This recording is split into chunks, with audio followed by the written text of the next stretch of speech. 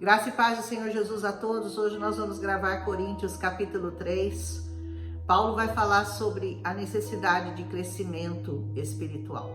Que nós não permaneçamos como crianças, como aqueles que não evoluem, como aqueles que não crescem espiritualmente. Existem algumas doenças físicas, como o nanismo, por exemplo, que a pessoa não cresce, mas existem doenças espirituais também. É o caso aqui de irmãos que não crescem na fé.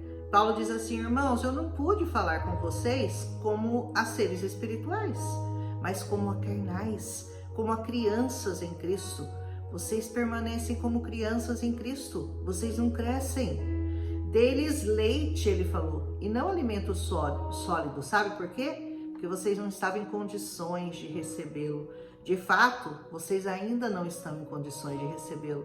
Paulo falou: eu tive que dar leitinho para vocês de evangelho, leitinho, porque se eu desse alimento sólido para vocês, ia dar uma congestão em vocês, porque vocês ainda estão como crianças espirituais. Vocês precisam crescer na fé. Crescer na fé é uma necessidade.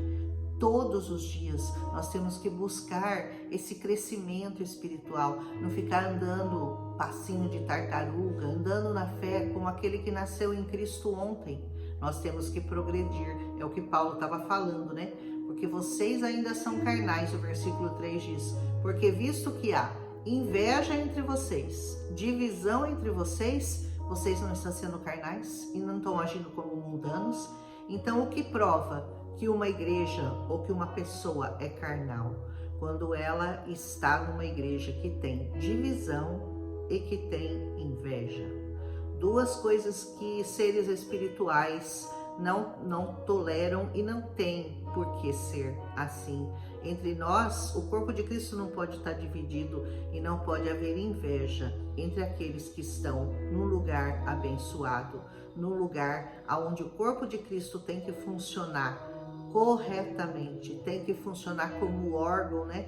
Por isso que chama a palavra organizar, vem de órgãos. Todos os órgãos têm que estar funcionando adequadamente para que o corpo consiga crescer saudável, como tem que ser a igreja de Cristo, né? Então ele dizia isso por quê? Justamente porque no capítulo anterior, nós já vimos na carta anterior, que eles falam que uns diziam ser de Cristo, outros diziam ser de Apolo, e não é mais ou menos como é hoje? Eu sou da presbiteriana, eu sou da assembleia, eu tenho meus princípios assembleianos, eu tenho meus princípios da quadrangular, eu tenho meus princípios, e daí? Nós não temos que falar todos uma mesma língua? Nós não temos todos que dizer, nós somos de Cristo, e ponto final? E a placa da igreja é secundária? Será que é isso que Paulo estava querendo dizer? Eu acredito que sim. Porque quando alguém diz, eu sou de Paulo, ou eu sou de uma determinada denominação, e o outro diz, eu sou de Apolo, vocês não estão sendo mundanos? Paulo está perguntando, vocês não estão sendo mundanos quando vocês falam isso? Afinal de contas, quem é Apolo? Quem é Paulo? Apenas servos, ele diz, por meio dos quais vocês vieram a crer. Então aqueles que pregam o evangelho para vocês são apenas servos, que são canais de Deus para que você venha a crer em Jesus Cristo, conforme o ministério que Deus atribuiu a cada um, diz Paulo. Eu plantei, ou seja, Paulo havia plantado a igreja.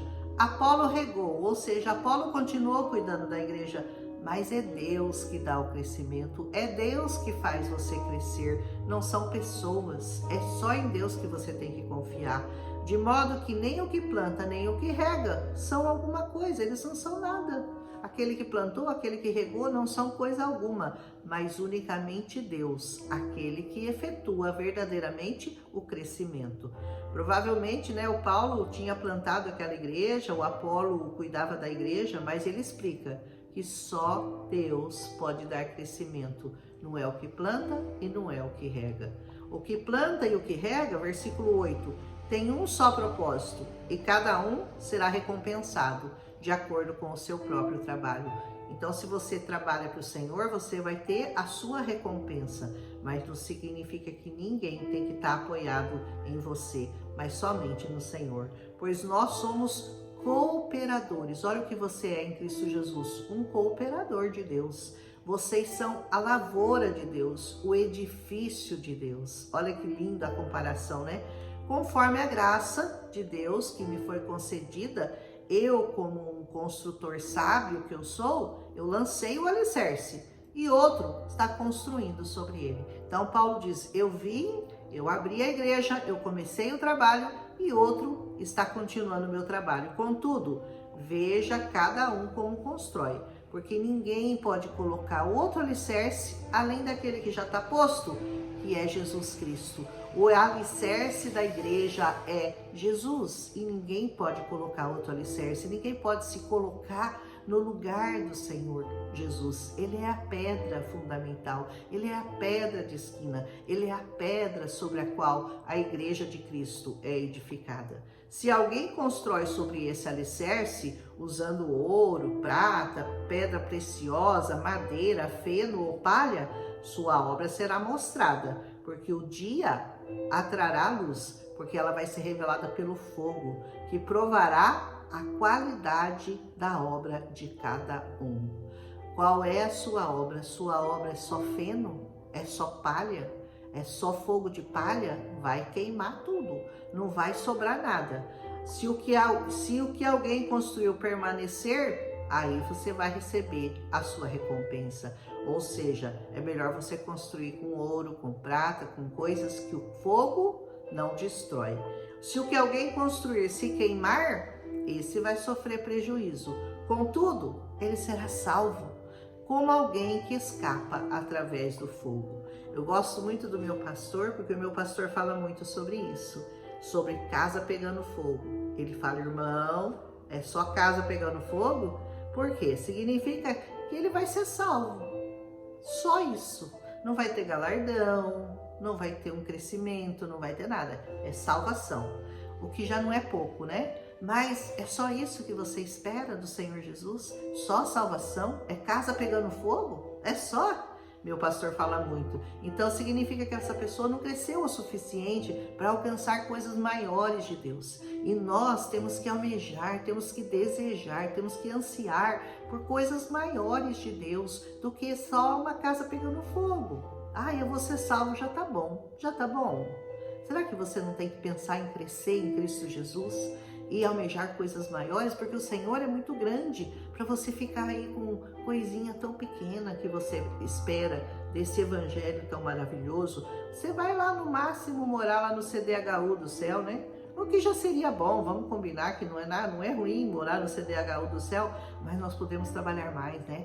Podemos trabalhar melhor para nós termos ganhos maiores, ganhos espirituais maiores aqui e lá na eternidade. Aleluia! E Paulo continua, vocês não sabem, eu gosto muito dessa frase, que vocês são santuário de Deus e que o Espírito de Deus habita em vocês? Você sabia que você é uma igreja ambulante? Você sabia que aonde você vai, você é responsável por trazer salvação àquele lugar? Por falar de Jesus a tempo, fora de tempo, em qualquer hora, em qualquer lugar?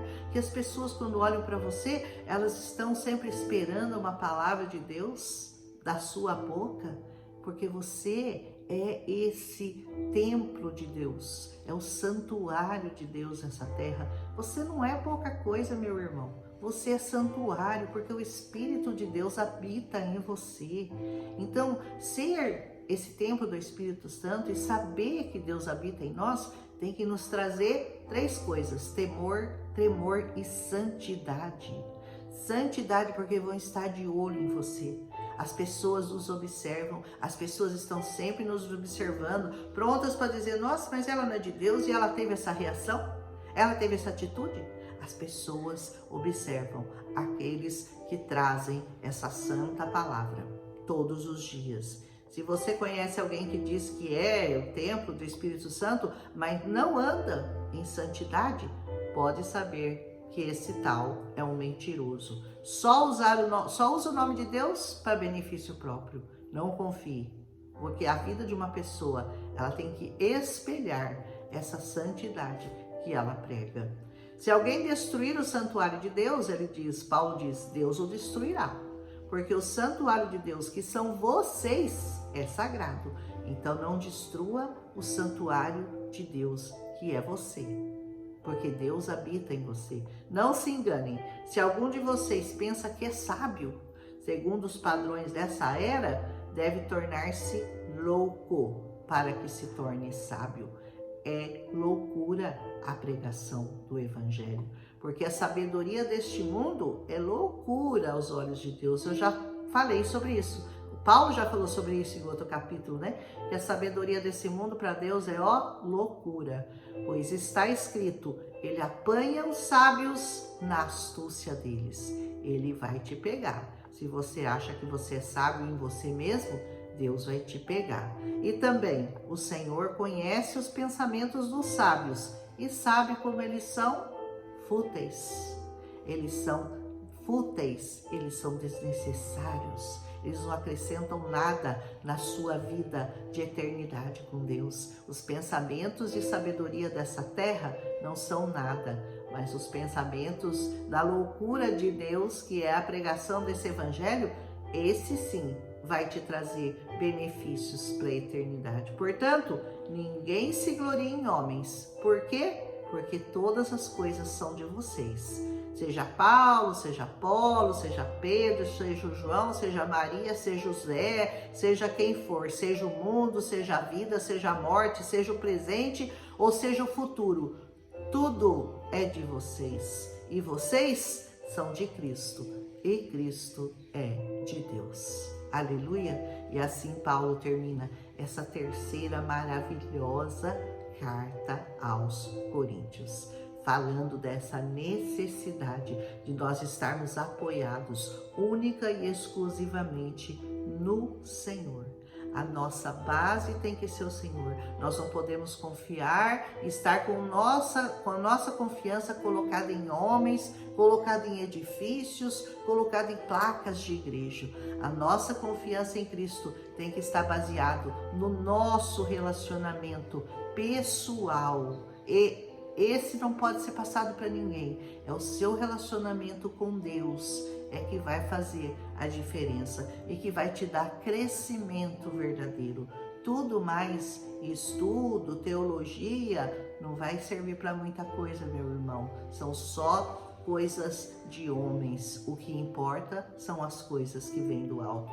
São as coisas de Deus. Aleluia! Amanhã nós continuamos a gravação aqui com Coríntios capítulo 4, tá lindo, né? Capítulo após capítulo a gente vai descobrindo coisas muito reveladas, que foram reveladas ao apóstolo Paulo por meio de Jesus Cristo na vida dele. Amém? Um abraço e até amanhã. Não esquece de deixar seu like, compartilha se você foi edificado, se você acredita que pessoas que amam essa palavra vão gostar de ouvir também. Um abraço e até amanhã.